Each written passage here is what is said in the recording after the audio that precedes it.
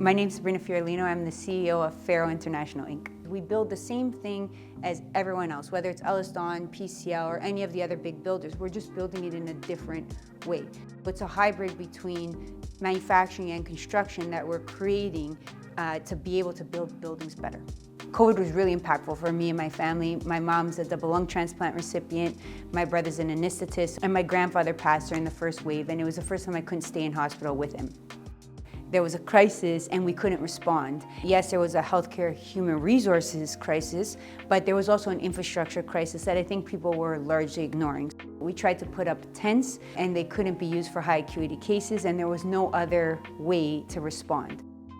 Technology's advanced so much in our lifetime, but the way we build buildings has never changed. Everything today in life is mass produced. And the one thing we don't actually mass produce is buildings. So I came up with the idea to build a hospital room in a box that could do varying pressurization around patient needs.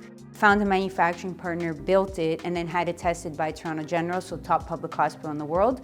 And they wrote a report to the Ontario government saying this is the important technology we need to pay attention to, and then we started to scale the company.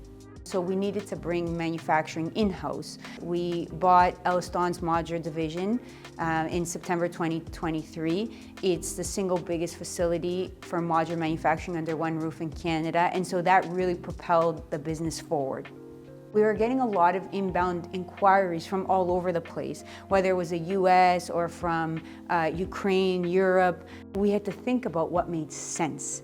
And while I'm used to doing financial modeling or annual planning or budgeting, exporting wasn't necessarily top of mind. TAP really helped me think about what made sense at the time.